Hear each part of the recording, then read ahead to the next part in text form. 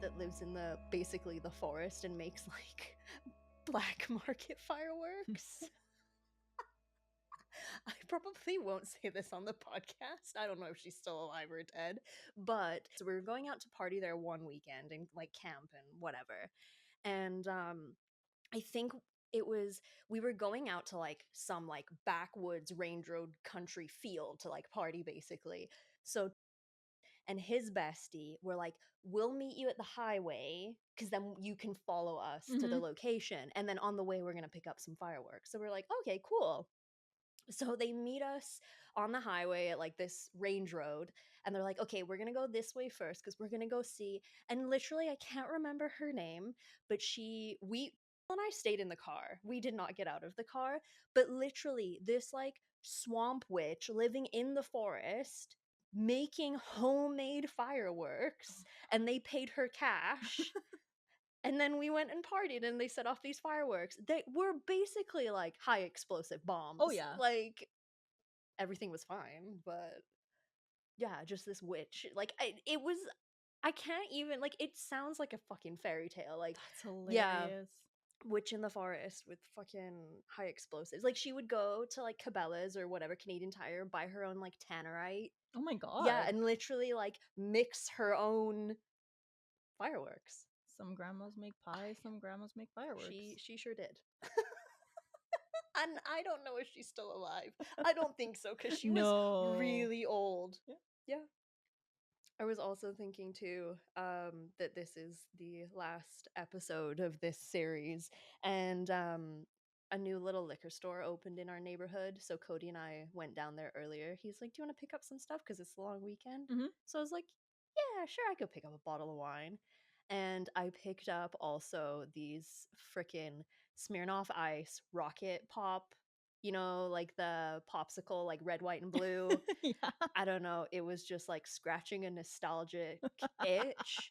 And I think, as Steve from Latvia, longtime listener, often says, I think I am going to need a drink after this. So I'm going to go home and crack open one of my like teenage coolers, basically. He's going to love this. I'll let you know if it gives me a headache halfway down. You know it will, though. I'm sure it's going to, but like it's scratching that little nostalgic itch. So I'm looking forward to that. That's the thing about being in your 30s. Oh, you can't do that anymore. Went for a massage for the first time. It was great. Everybody in my life has literally yelled at me like for not going already. As they should. But it was very good. I will definitely be going again. It was just one of those things where it's a new experience, makes me a little anxious. Yeah. Not super into strangers touching my body physically. Yeah. So that was a little bit of a hump to get over, but like super great. Actually, and we were talking about the podcast as well. Yes. So if she's listening, you know who you are. We had a good chat about true crime. Her and her daughter listen to true crime stuff all the time. So yeah, if you're listening, thanks for the great massage. That's fantastic. I told one of our neighbors about the podcast the other day. She lives in the basement suite of the house next door to us. Oh, I love that. And we haven't seen the upstairs neighbors in over a month. Oh. And so we needed to like talk to her about our fence and whatever. So I go over and she's like, honestly, I listen to a lot of true crime and like, what if they are dead? And I was like, actually, like, it's not out of the question. I host a true crime podcast and I've thought that too. And she's like, what's your podcast? And I'm like, here you go. Literally, it's funny. She was like, when you leave and when you've paid, ask our receptionist for a pen and paper, write it down for me. I was like, I have a business card. So I'm a girl after a business card. I'm not usually good at stuff like that. That's more your forte, but yeah. I'm shameless. I love that. I just can't. I'm like so shy. I'm like, yeah, I'm just like every other white woman with a true crime podcast. The only person when it comes, well, there's two people that are more shameless than me when it comes to self-promoting or promoting us. One is Steve. He will tell everybody. He will shout it from the rooftops. Steve is very proud. Honestly such a great cheerleader. Oh, like, yeah. He's like, fantastic. He will tell everybody. But the other one is my mother, because I'm never going to forget the time we got the message on Instagram. Yeah. It was the last time my mom went to Sweden. Okay. Oh, no, she's going to Mexico. And we got this message on Instagram from this guy, and he was like, hey, I was sitting next to your mom on the airplane, and she told me about your podcast, and I really like your show. And I was like, Mama. I love your mom. That's so wholesome. Aw. Anyway, into not so wholesome territory. No. Hello, everyone. I'm Charlotte. And I'm Dina. Welcome to the Grim Curriculum. So, as we've alluded to already, we are on the finale, the final episode of our Yorkshire Ripper series. And side note, we are going to be sitting down and planning out our next few episodes Yes. later today and also for the next little bit. So if you have Mm-hmm. stories you want us to cover either on this show or on Extra Credit, give Yeah. us a shout on social media or email us at thegroomcurriculum@gmail.com. Yes, please do that. That all being said, we last left off with the brutal murder of Helen Ritka. By now, Peter had quite a few failed murder attempts under his belt, and this led the West Yorkshire police to believe that he would slow down. They could not have been more wrong. If anything, Peter was now more confident than ever. Police had questioned him multiple times by now and still didn't even consider him a suspect.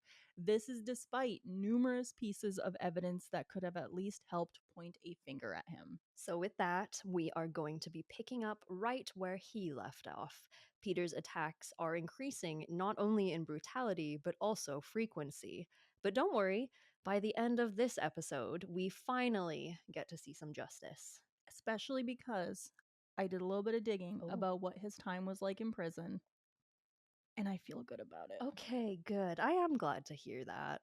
On March 2nd, 1979, 22-year-old student Anne Rooney was attacked at Horsforth College. She was struck in the head 3 times but managed to survive. Anne was able to give a detailed description of her attacker as well as his vehicle. Once again, they were no closer to catching the Ripper. Something else that makes this attack incredibly frustrating is that Peter would confess to the attempted murder of Anne, as well as another woman, well into his incarceration. The director of public prosecutions decided not to pursue charges because it was not in the interest of the public.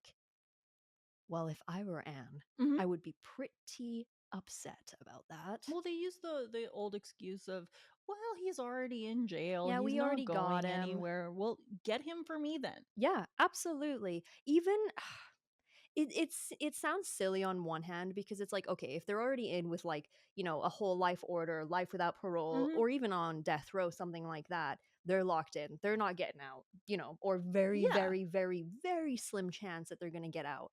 So on that hand, I do see, it's going to be the public's money that you're spending in order to put them on trial Yeah. for this new thing. I do logically understand Mhm. that, but from a victim standpoint, I would want some closure. I Oh, would want absolutely. you to also be paying for what you did to me as Yeah, well. definitely. So I can see it from both sides in that sense. On May 16th, Vera Evelyn Millward met her end at the hand of Peter. Vera was a 40-year-old sex worker and mother of 7. That night, she told her boyfriend that she was going out to pick up some cigarettes. At some point, Peter picked her up and drove her into a parking lot. When she got out of his car, he attacked her with the hammer. He then slashed at her stomach and stabbed her in the back with a screwdriver. And after he had killed her, Peter dragged her to a nearby fence and continued to stab her body. Which shows once again that his anger is growing more and more every time he kills. At this point, he's not only killing his victims, he is completely desecrating their Mm-hmm. bodies. The wounds to her abdomen were so deep that her stomach was completely opened up. So, like you say, the brutality is increasing, the frequency is increasing. Mhm. I have no idea where the police got the idea that he would slow down. I really don't. No, it makes no sense because I mean, he doesn't he almost kills and then kind of does his thing, and then when he snaps out of it, he doesn't really care what happens. No, he doesn't care at He's all. done. Yeah, I don't even think he really was anxious about it. I think he went through his day-to-day life not really too worried about it at this point because why should he be worried? He's been in front of the police many times already. Nothing's happening. Before he was finally caught, Mhm. he had been interviewed 9 times. Isn't that insane? 9. It just blows the mind. It really Yeah, does. absolutely. At this time, by the end of 1978, Peter had been interviewed by police a total of 4 times. The links to the £5 banknote had been explored, along with his vehicle registration turning up during special checks carried out in both Bradford and Leeds. And speaking of his vehicle, the tire marks found at multiple scenes were also matched to his car. we want to be very clear by saying by now, it's not that the case isn't being investigated, they're just not seeing who is right in front of them. And just to very briefly speak to these special checks that are being carried out, that's actually one of the stories that my Yes. grandparents told me, is that one evening late at night, like again kind of 11:30 in the evening in the winter, they were coming back from a work Christmas party in two vehicles. There was, a bunch of them in the first vehicle, a bunch of them in the second, and I'm can't remember quite the story, but they were coming back from the main Christmas party, and I don't know if they were planning to go home or to continue on at like the pub or whatever what Mhm. the plan quite was. But they did get stopped at one of these police checkpoints, and they were looking for the Yorkshire Ripper. Yeah. They didn't know it was Peter Sutcliffe at this point, but that's who they're looking for. And just my granddad said, they asked them simply, just like a normal police stop, really, Mhm. where have you been this evening? Where are you headed to? And they said, yeah, we've been at a Christmas party where, we're kind of heading out for the night now. And he shone his flashlight at all of them, and that was it. On with the rest of their evening. That's crazy. Yeah. At this point, newspapers focused heavily on the killings, and multiple billboards were put up asking for the public's help to stop the Ripper. Tips were called in constantly, leading to the questioning of thousands of men. Investigators conducted a daily press conference to inform people of their quote unquote progress. Which is basically like, well, still haven't caught him. Yeah, still haven't caught him. Keep sending in them tips. Women everywhere were looking over their shoulders, wondering if the Yorkshire Ripper could be someone they knew. And many of them stopped going out after dark. And we talked about this in the first episode. This was a huge deal because Yes. at this point in time, women are finally really exploring independence. They're Mm-hmm. going out with the girls for a drink after work. Beforehand, that wasn't really a big thing. You would go out with a man, or you'd Yes. stay at home. Yep. But they're seeing this independence and they're all so excited about it, and they feel so free and so able to do anything that they can, and then suddenly they're being told, actually, you should stay home. Yeah, and like a lot of them argued, well, why aren't you telling the men to stay home? Because clearly it's a man that's the Yeah. problem here, right? So there was a lot of protest and pushback as well. There was one story that I read where a lady was talking about her experience with all of this. And some men were very protective of women, obviously, Mm-hmm. but there were others who would almost use it to their advantage in a Oh, I way. hate She that. told a story about, she was getting ready to leave, and this one guy had been really pushy with her all night. Okay. And he's like trying to, why don't I walk you home? Why don't I take you to your house? Blah, blah, Oh, blah. And she's like, no, no, no, I'm not interested. And yeah. he was like, why? Do you think I'm the Yorkshire Ripper? And it's like, yeah, maybe I do, Yeah. buddy. I don't know. You could be. Ugh, That's what the Yorkshire Ripper would say. very true. Come on, love. It's just me. Yeah, And next thing you know, there's a hammer coming at the back of your head and a exactly. screwdriver not far behind. That's not a risk you want to take. Absolutely not. Peter went as far as to warn his own sister about the dangers of being out when she shouldn't be, and urged her not to get into cars with unknown men. That pisses me The off. fucking audacity. Knowing that you're the monster? Yeah. Yeah, you piece of And you're shit. bringing that fear into your own family Yes, too. your own sister. Yeah. Oh, you piece of shit. Groups of volunteers and vigilantes formed throughout many cities in an attempt to protect local women. On multiple occasions, men fitting the description of the Ripper were attacked by the public. This is an unfortunate side effect of this sort of fear mongering, Yeah. essentially. I wouldn't, you know what, fear mongering, let me ride that back. That's not the right word, because I think there is, with fear mongering, that to me is you are exacerbating a problem that maybe doesn't Mhm. exist. They had every right to be fearful in this particular case. I think really what was happening was there was this very obvious fear, but this anger behind it too of, hey, Yes. you know what? The police aren't doing anything. We're going to take it into our own hands. Yeah, the tension, I can't imagine how it must have felt at that time. On April 4th, 1979, 19-year-old Josephine Whitaker was walking home from her job as a bank teller.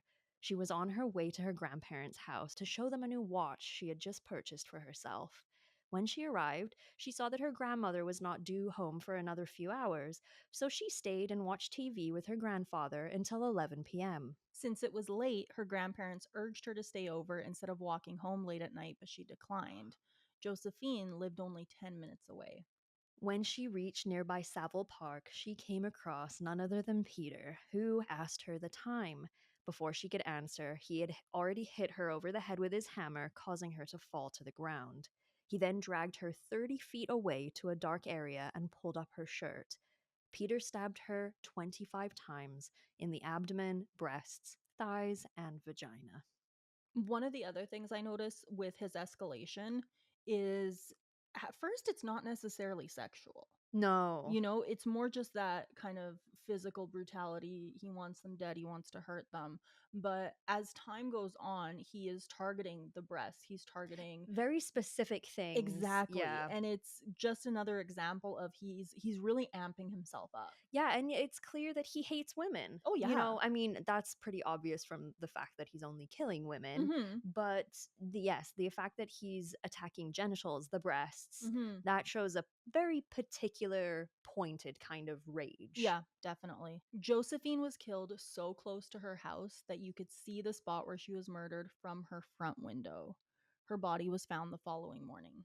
That's the other thing too, is at one point, and yeah, he does kind of go back and forth because he seems like a very opportunistic killer, right? Yes. These are not targeted women. He doesn't know them. These are just random people for the most part. But at one point, he is using a ruse to get them into his car and Mhm. offering them money and, getting them somewhere more secluded in a field or, whatever now. Now he's just attacking you on the streets and like smacking you over the back of the head on the football fields, Yeah. and like you say, in plain view of other houses. Mhm. Where people could be watching, like he doesn't care, and it's getting worse and worse and worse. And the other thing too that I find is at first he's targeting sex workers. Yeah. And then he has that one murder, the first one of what they call the innocent. Yeah.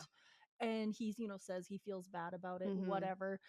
Later on, at this point in the story, it's just any woman. Yeah, so he can't have felt that bad about it because if this is some misguided vigilante type that just has a vendetta out for sex workers, Mhm. if he truly, like, I'm not saying that's right because it's absolutely not, but if that was truly his mission when he made a quote unquote mistake by killing the young girl that was Mhm. innocent, he wouldn't have killed any more young girls.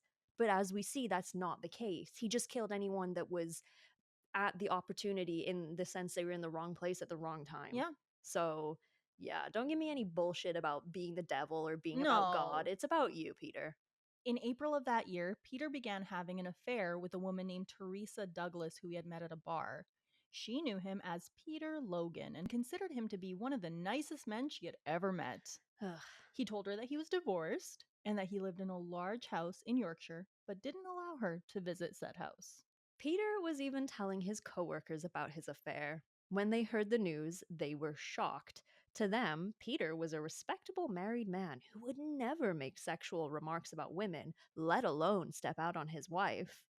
Just goes to show you, doesn't it, that you really don't know Mhm. people all Oh, the it's time. so true. Ugh. He even met Teresa's family. They all loved him. Well, mostly all of them. On one occasion, he was sitting with them, and her brother made a comment saying that Peter had evil eyes. Peter responded to this by saying, "Well, I am the Yorkshire Ripper." And in true fashion, they all thought it was a ha-ha hilarious joke. He's done this. Yeah. He's done this at work. Yes. Because they're calling him the Ripper at work at this point. Yeah, He's they're being like, interviewed so many yeah, times. they're like, oh, Pete, those police, you must be the Ripper. And he's like, ha-ha, sure am. Well, he is, guys. Yeah. I hate that. I hate these really, really extreme examples of when a person tells you what they are, Mhm. believe them. If there's a serial killer out there, like if there was like a lady serial killer out there right now, and you would come here every week to record, Yeah. and you'd be like, "It's me, It's me. After the first Yeah, time, yeah, I'd be like, yeah. "Haha." After a while, I'd be Yeah. like, "Charlotte, what's going on?" Yeah. I don't know that I would ask you. I think I would be too scared. I think I'd just start I'd kind of just start like making note Just of ghost things. me. No, I would no, because then that would also be too obvious. Then now we're in a game. Now I'm real mad. Yeah, yeah, when people tell you who they are, Mhm. especially over and over again. Oh yeah, listen. They're telling the truth. Yeah. the amount of, and it's not even Peter Sutcliffe. I've mentioned it before, even within this series. Ed Gein laughed about it. Oh yeah, There's Kemper. Yeah, Kemper. Hee hee, I'm the serial killer, guys. And then everyone's like, haha, sure are. Yeah. Big Ed, little Peter. Good God. On June 26, 1979, the following recording was played during the daily press conference. I'm Jack. I see you are still having no luck catching me. I have the greatest respect for you, George. But Lord, you are no nearer catching me now than 4 years ago when I started. I reckon your boys are letting you down, George. They can't be much good, can they? The only time they came near catching me was a few months back in Chapeltown when I was disturbed. I warned you in March that I'd strike again. Sorry it wasn't Bradford. I'm not quite sure when I'll strike again. But it will be definitely sometime this year. I'm not sure where. Maybe Manchester. I like it there. There's plenty of them knocking about. They never learn, do they, George?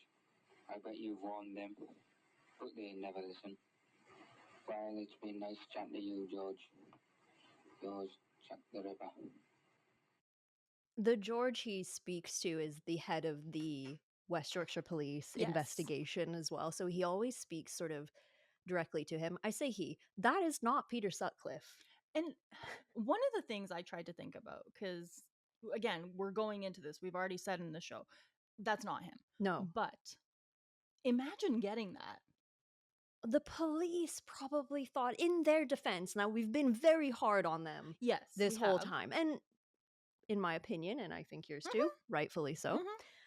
But this would have been like jackpot. Oh, We yeah. finally get his voice. It's something. You know, he's speaking to us.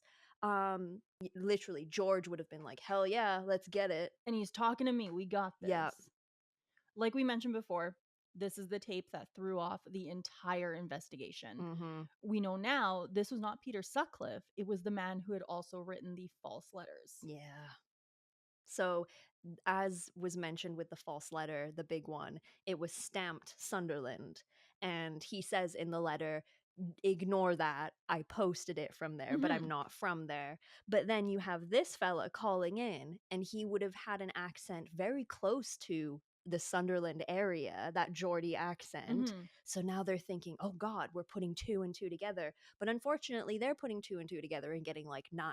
So we are also going to talk about what happened to the guy that made that recording. yes, because they get him in the end. Yes. And it made investigators believe that the Ripper was a man from the Castletown area because of his accent. So I have a question for you. Yes. Okay. The man was eventually nicknamed Wareside Jack. Right. You're saying Sunderland. I also hear Geordie. Please explain.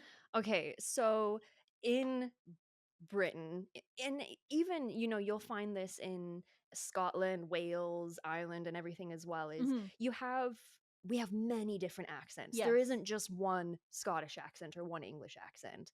And if you are a fan of, say, like My Fair Lady, there's a part where Professor Higgins can literally pinpoint your hometown within like 3 miles based on the way you speak.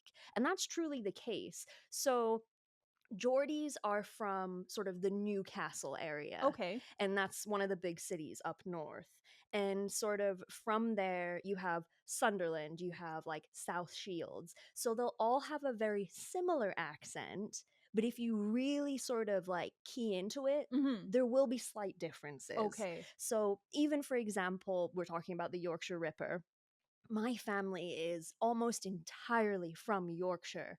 My mom's from West Yorkshire. She has a different accent to my dad, who is from East Yorkshire. Oh, wow. People okay. in South Yorkshire, people in North Yorkshire will also have very different accents as well. Mm-hmm. So you could say, oh, yeah, this person's from the Newcastle area, but they could have quite different accents. So when they say Sunderland, Geordie, and Wearside accents, those are all kind of from the same area. Yes, yeah, Okay, thank you. exactly. You bet. Geordie is just like, you might have also heard like a Scouse accent. That's a Liverpool accent. Okay. So just like a Scouse is Liverpool, Geordie is Newcastle. Thank you. Yeah, or like Cockney is from a certain part of London. Okay. Yeah, like all these little things. I But appreciate yeah, that. same, Again, same why I'm area. glad that you're from around here, Yeah. because these are all questions that I've had since I've heard about the case. It's funny, these, like you say, it's these little nuances that might not mean a whole lot if you're not familiar with that. Because you might be like, okay, well, his accent sounds English to me. Yeah. But it wouldn't be a Leeds accent or a Manchester accent. You know, they're very, very different. Okay. Yeah. So, police received over 50,000 calls in regard to this tape, which put an even bigger strain on investigators. Each lead was followed up, but this did not lead them anywhere near Peter. By the end of August 1979, the police were beginning to question the validity of this tape. All of the men whose accents were similar to the man on the tape had alibis. Not only that, not a single Ripper survivor recognized the voice. The police were finally starting to dismiss this as a possible lead, but in true West Yorkshire fashion, they would continue to chase this lead. For a very long time, which must have been devastating for all those who were involved, because thousands upon thousands of man hours were put into this false lead, and they were now aware that they had been led in the complete wrong direction. Peter found his next victim on September 1st. 20-year-old Barbara Janine Leach was studying social psychology at Bradford University. That night, she went to the Manville Arms pub to unwind with some friends. Peter saw her outside as she was leaving. She initially planned to head home with her roommates, but wanted to go a longer route so she could get some fresh air. She invited a friend to walk with her, but he declined. As Peter saw her walking alone, he drove to a secluded spot, parked his car, and walked to a nearby alley. As she walked past him, he killed her with a single blow to the head. Peter then dragged her into the dark and proceeded to stab her lifeless body 8 more times. This is like, to get the picture, he is hiding in the alley. Yeah. She's walking past him on the street. And he just jumps out on her like a freaking spider. Yeah, exactly. And that's what I'm saying, in the sense that it's quick. Oh, yeah.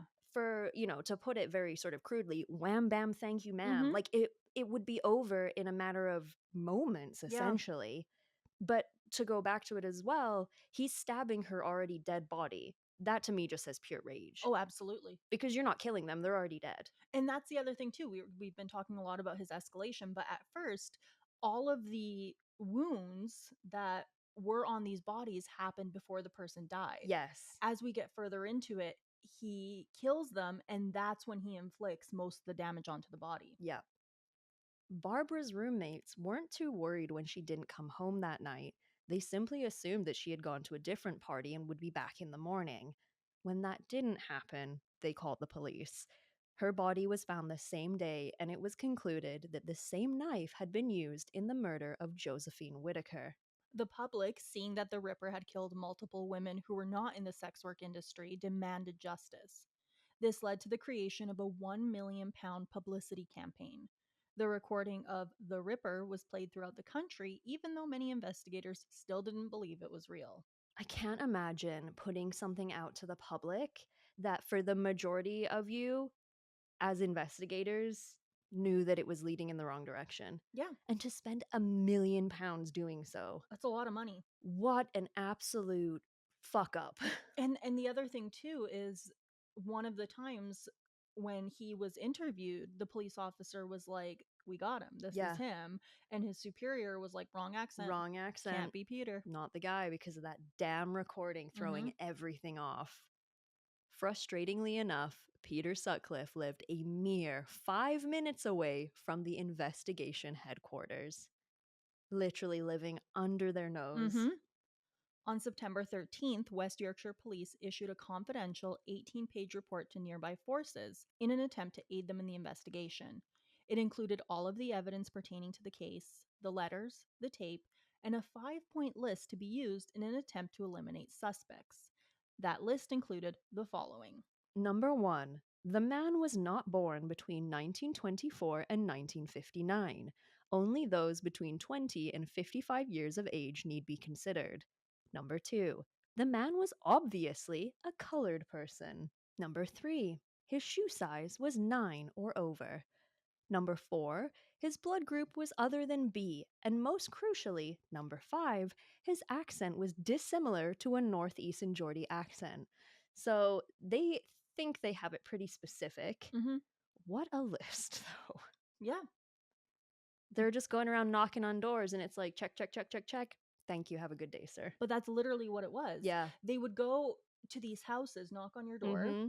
The man would answer. Yeah. And a lot of the time, what would happen was, the wife would be at home Mm-hmm. and they'd kind of like allude to it. And then when the wife would leave, they'd be like, is it you?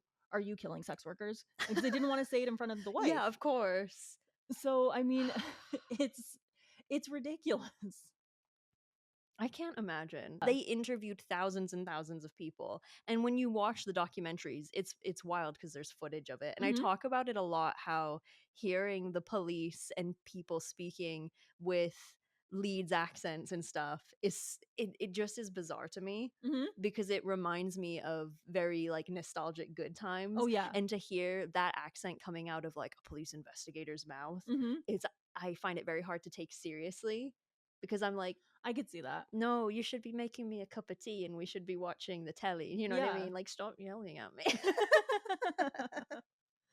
Officers throughout the area were also asked to report any similar attacks that they encountered, fatal or not. Something else they introduced was a new computer program that allowed them to enter vehicle information and therefore track patterns of particular vehicles. This saved investigators thousands of man hours, but also caused them to become swamped with new information. By now, Peter's constant drinking had become a problem. He was caught driving drunk and was faced with the possibility of losing his license and therefore his job as a truck driver. His trial was set for January 1981. And so he's stressing about this. Yeah. Not because he's going to lose his job. He's stressing about it because if he loses his job, he can't be out at all hours of the night and not be questioned by Sonia. But also, if he loses his license, he can't see his mistress anymore. Oh, that's very true. Not the fact that literally you're going on trial while also being a serial killer, but Yeah. that's not the thing that you're going on trial for. You're going on trial for, drunk driving, but essentially a traffic offense. Yeah. Sonia knew that they were now faced with a drop in their income due to Peter's potential charges, but this didn't seem to faze her. She had grown very tired of his late nights at work and was looking forward to spending more time with her husband.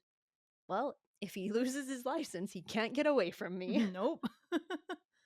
On August 20th, 1980, the stress of everything became too much for Peter, and he decided it was time to find another victim. This time, it would be 47-year-old Marguerite Walls, who worked at the Department of Education. She had stayed late at work that night to clear her desk before an upcoming vacation. Oh, that makes me so freaking sad, man. She left at 10:30 p.m. and embarked on a short walk home, ensuring only to travel in well-lit areas. As she was walking, Peter jumped up from behind a fence and hit her over the head. Unlike his other victims, she didn't just fall to the ground, she began screaming. He hit her again to silence her, but it wasn't working. Peter, now extremely frustrated, began strangling her as he dragged her to a nearby garden. He reached for his knife and realized he had forgotten it.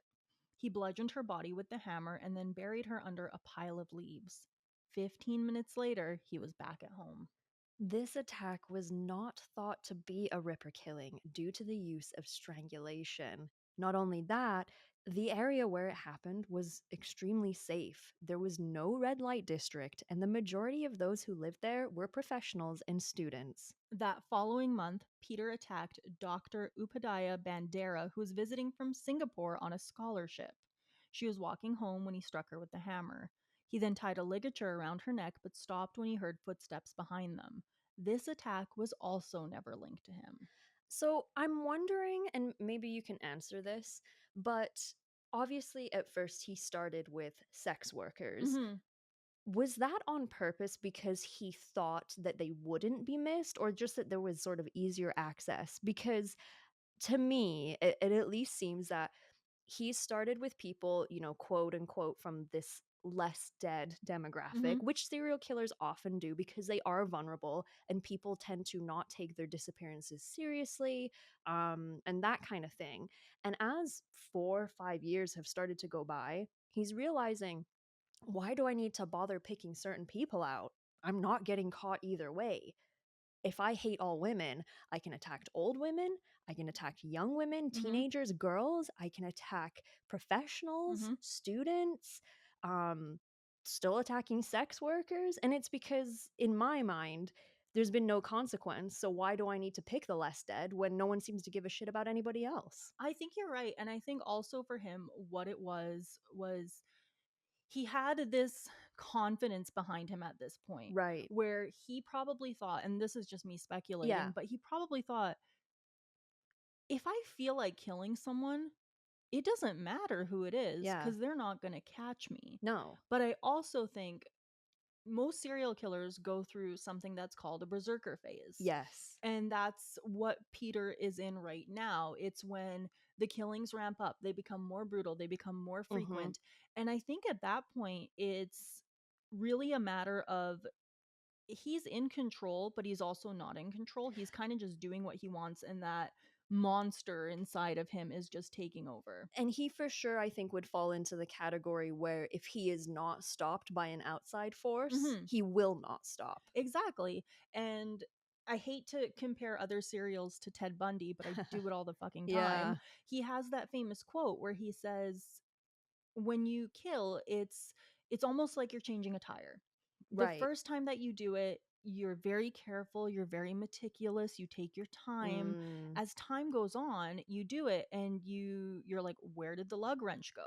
right. Because I put it down somewhere because I wasn't paying attention. Exactly. Yeah. And I think that's what's happening is he just gets these moments of he sees an opportunity and he takes it and there's really no thought behind it whatsoever. Oh, it's that to me is more scary than anything, because at least if there's a plan in action, sometimes when the plan goes off the rails, that Mhm. just ceases the whole situation. Whereas I think Peter would just adapt and move on. Whereas in the beginning, a dog barked and he would get scared and go away. Yeah. Now I don't think that would bother him as much. Yeah. On November 17th, 1980, Peter called Sonia and told her that he was going to be working late, which was, of course, a lie. Peter went to a KFC to get some food, and as he sat eating, he saw 20-year-old Jacqueline Hill walking home from university. This man eats so much KFC. Before so many of these murders, he's eating KFC, Ugh. which I don't know why that makes it worse. It really does. And just to put on the nostalgia goggles for a sec, KFC was so much better back when I was a kid. So well, I mean, this is the 80s. I'm So sure it was I bet it fantastic. was absolutely fucking mint back in those days.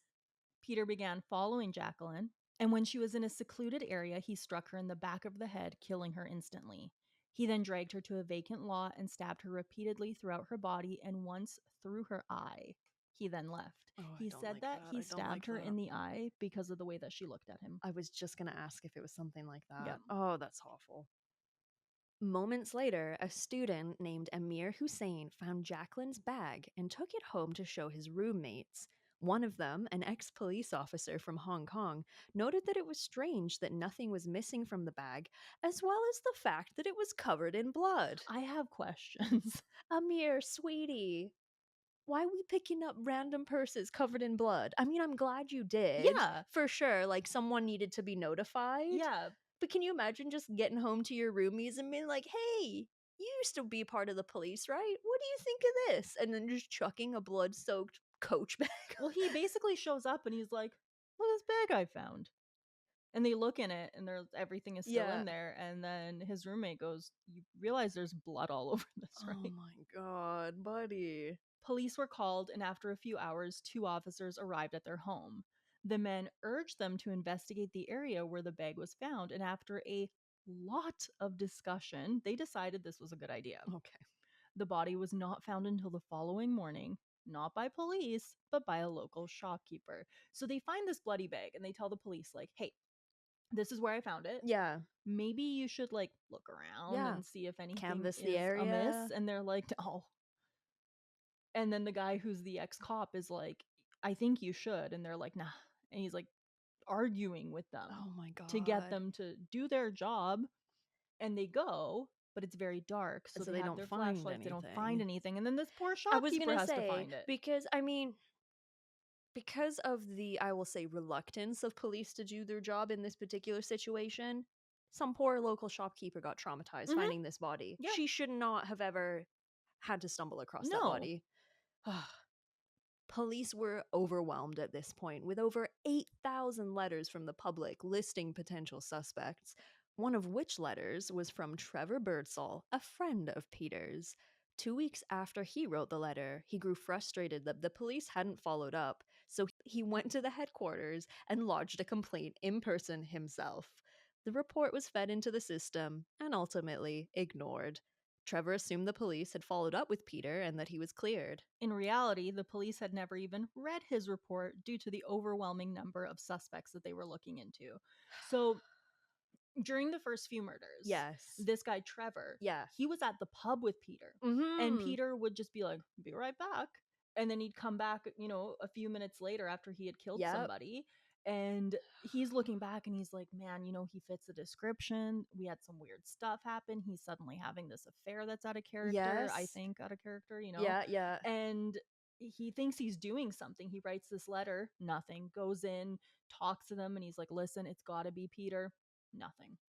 And how valuable his statements could be being that close to Peter as well. Like, hey, I'm, you know, some might consider his best friend or at least a very close friend. You know, we hang out a lot at the pub. I'm having some concerns. That to me holds a lot of weight. Absolutely. Because it's not just like, I think it was my ex-boyfriend. Yeah. Which we no. get a lot of in cases like this. There's a lot of very like jaded people that are like throwing people under the bus just for shits and giggles, basically. But I mean, even for him to come to the conclusion that this could be Peter must have been so difficult. And then he has to write this letter, and then that must be difficult. Yeah. And then he has to go in and talk to somebody about it. And it's all for nothing. All for nothing. I love that you named this section fucking finally. I love that. It's how I felt when I was writing the script, because I was like, I believe it. Even at some point, I'm like in the research and I'm just like kind of reading into it. And I'm like, when does this fucker get caught? Yeah. That really resonates. And I'm sure it resonates with a lot of you listening as well. On January 2nd, 1981, Peter was stopped by police as he sat in his car with 24-year-old Olivia Rivers. They originally had no thoughts about him being a suspect, but instead were intending to fine him for having a license plate that was not registered to his car. He was arrested and transferred to a police station where he was questioned about the Ripper case when they finally realized that he matched the description. The following day, a police officer returned to the area where Peter was parked and found a knife, hammer, and a rope hidden away. And just to give you a little more on that particular section of the case, that police officer that went back to find the hammer and all this stuff, he was a part of the initial stop of Peter in the vehicle. And he got Peter to get out of the car, kind of questioned him. And at one point, Peter had said, oh, I actually need to pee. Can I go over there and, you know, have a piss kind of thing? And the police officer was kind of like, okay, fine. And so Peter goes over a little ways to piss, and they're kind of keeping an eye on him, whatever. But it's later at night as well. And Peter comes back. They go to the police station, blah, blah, blah. And something about it stuck in that police officer's mind. And after he had done his shift that night, he went home, got dressed in his civilian clothes because it was his day off, and he went back to check on his own personal time. Yeah. If he hadn't have done that, there may have even been a chance that Peter got there before he did. But because he went back and he found that hammer and the few things that Peter had sneakily dropped off while he was taking a piss, this man cracks this shit right open. It's insane because, I mean, really, Like we've said from the beginning, this is a case that isn't solved No. because of the intense investigation. It just happens to be the one cop Yeah. who had an inkling Yep. and actually acted upon Yeah, it. he had a good gut feeling and followed that gut feeling. And thankfully, because of that, police obtained a search warrant for Peter's house and they brought in Sonia for questioning. She adamantly denied that Peter was the Ripper. And meanwhile, in another room, Peter is being strip searched. They took off all of his clothing and police were shocked by what they saw. This little tidbit wasn't released to the public until I believe 2011. Oh. Peter was wearing an inverted V-neck sweater for underwear. What? Like he had his legs through the armholes? Yes. Oh my god. The fronts of the elbows had been padded so he could get down on his knees, and it was worn in a way that completely exposed his genitals. Oh my god. Is that not one of the weirdest things you have ever heard in your entire life? It really is, because knee pads and no pants would be a better solution to a V-neck sweater. Yeah. Apparently he did this multiple times. Oh no, this is freaky. I don't like this at all. I don't like any of this, but I don't like this. Yeah, That's so childlike. I know. And there's so many reasons not to like that. But what sticks with me is it just shows that there is some planning here. Oh yeah. Because that night he's getting dressed and he's like, oh, I'm going to wear my serial killer underwear sweater. Yeah, he's customized and made his outfit more efficient for doing all the nasty shit he's doing. Yeah. Oh, that's foul. Oh, I don't like that. I'm going to look at V-neck sweaters in a very different light from now on. Me too. Throughout the initial questioning, Peter denied that he was responsible for any attacks. However, after 2 days, he suddenly changed his story and confessed. He told police that he was the Yorkshire Ripper and calmly described each attack. He expressed remorse when it came to Jane MacDonald and fully denied killing Joan Harrison. It would be revealed in 2011 that the murder of Joan was committed by a sex offender named Christopher Smith. So just coincidentally, not Peter Sutcliffe. Yeah. But it just goes to show there were some real bad dudes ripping around in the 70s. That's just it. Oh man. In Britain, in America, in California especially, good God. Yeah. The 70s, what a time to be alive. It would have been crazy. Peter Sutcliffe was officially charged on January 5th, 1981. At his trial, he pleaded not guilty to 13 counts of murder, but claimed that he was guilty of manslaughter due to diminished capacity. His defense claimed that he heard voices telling him to kill. He told them that when he was working as a gravedigger, he went to this headstone that belonged to some Polish guy, and that the headstone spoke to him and told him to kill sex workers. That's very Charles Dickens, Right? the ghost of a Polish immigrant telling you to kill prostitutes. Yeah. Come on. Peter was diagnosed as a paranoid schizophrenic, but many believe that he faked his symptoms due to his experience with Sonia's diagnosis. I was just going to say that. I mean, don't get me wrong. Neither of us are psychologists. It's really not our place to diagnose or really, look at any of that stuff for anyone. But of all the things, of all the mentally unwell things that Peter Sutcliffe is, I don't think he's a paranoid schizophrenic. But he knows all the symptoms. He knows sure exactly does. what it's like. Because he's been living. Yeah, he's been living with it. It's also likely that they didn't believe that because a police officer heard him tell Sonia that if he convinced people he was crazy, he, and I quote, might get 10 years in a loony bin. Yeah, that'll do it if they overhear you saying things like that. The diminished responsibility plea was denied, and the trial was put forth in front of a jury. The judge concluded that Peter was beyond redemption and found guilty. He was initially sentenced to serve 30 years and be eligible for parole in 2011. However, in 2010, that was overturned when he was issued a whole life tariff, meaning that he will never be released. His time in prison was not easy. We love to hear it. In 1983, Peter was attacked with a broken coffee cup and required 30 stitches. His wife left him in 1994. I'm surprised it took her as long as it did, to be honest. Yeah. But again, she kind of stuck by him in the very beginning. She did. She tried to provide him with alibis and denied that anything had happened. So, I mean, I really shouldn't be that surprised it took her that long. 2 years later, he was attacked again and strangled. And a few years after that, he was stabbed in the eye with a pen, rendering him partially blind. He was attacked again in 2004 by an inmate who shouted, "You fucking raping, murdering bastard, I'll blind your other fucking one." I shouldn't laugh, but "It's that's hilarious." "You fucking raping, murdering bastard." Well, you've hit the nail on the head. Yeah. Ding, ding, ding.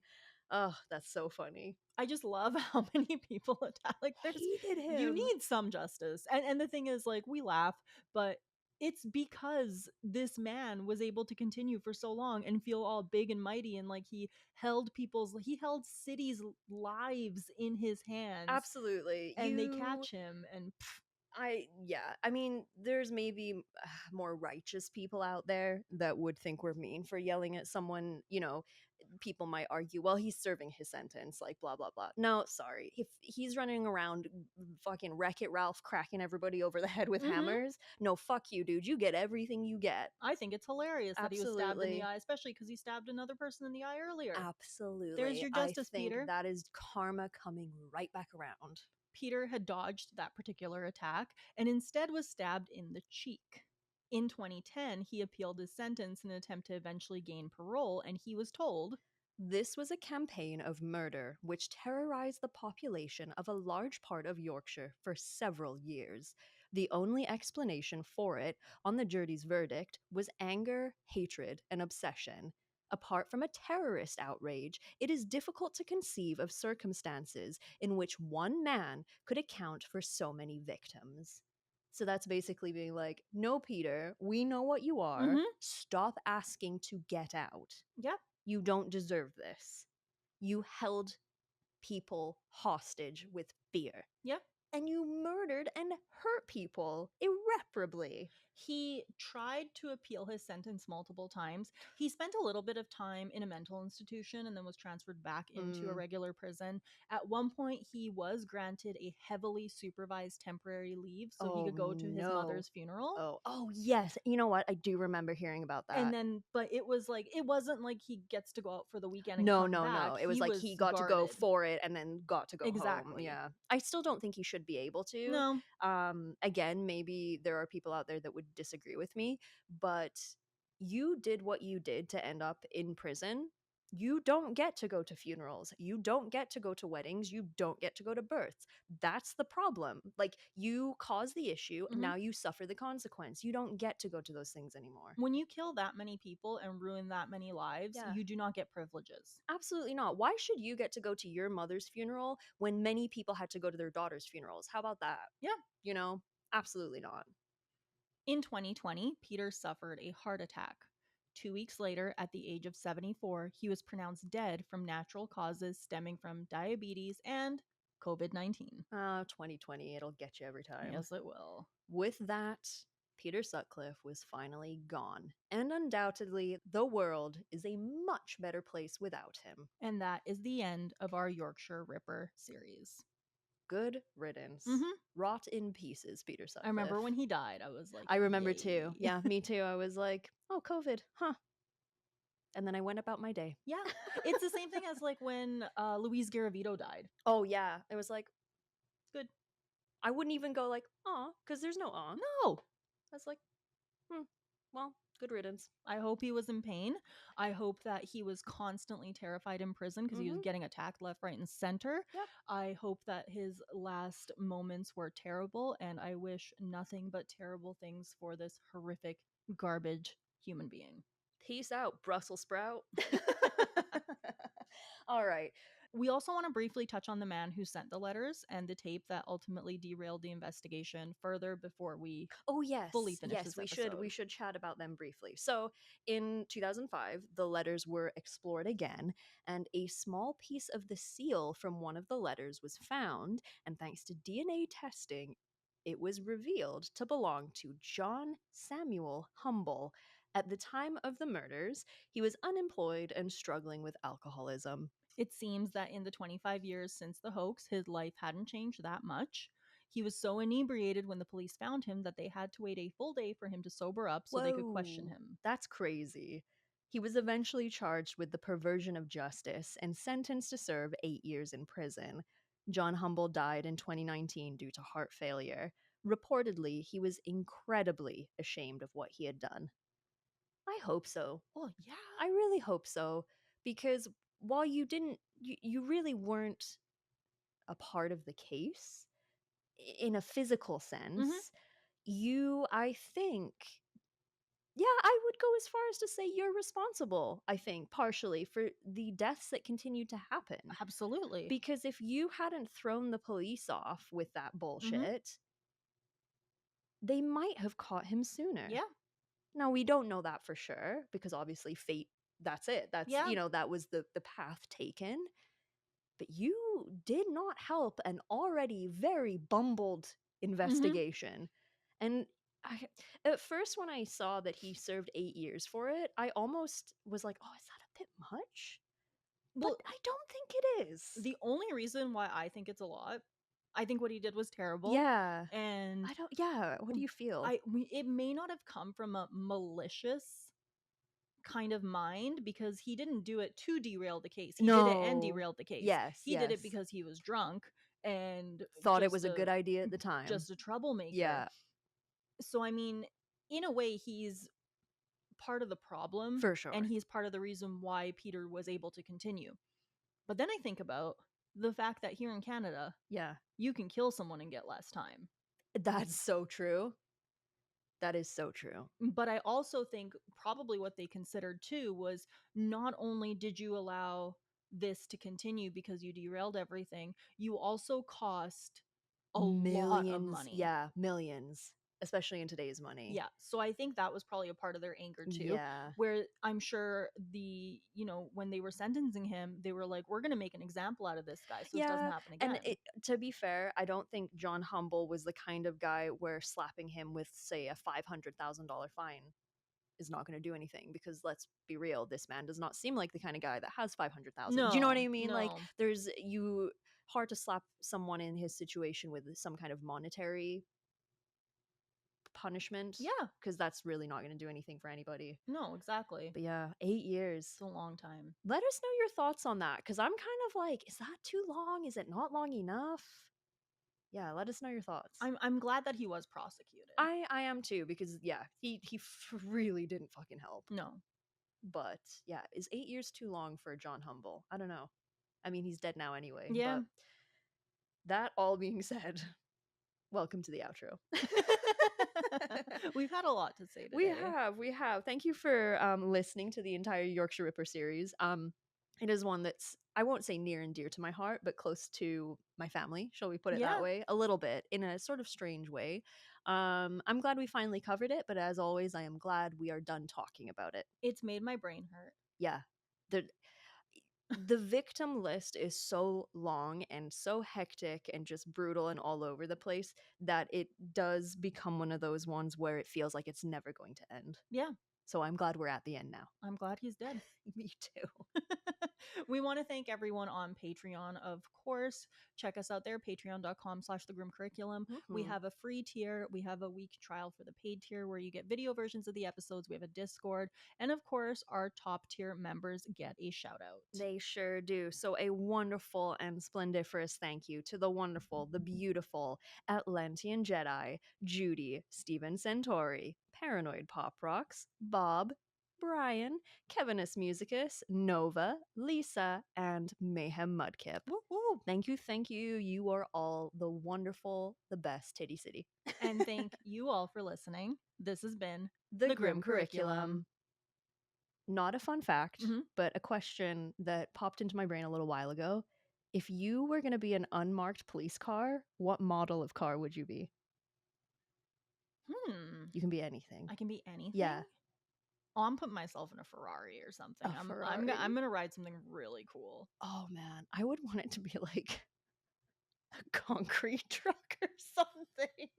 You would be a way better undercover police officer because everyone would be looking at me. Can you imagine you're speeding down the Anthony Henday here in Edmonton and suddenly a concrete truck comes up and the lights come on? You'd be like, there's no fucking way. You wouldn't expect that in a Ferrari. You'd never see it coming. Either way. You got him.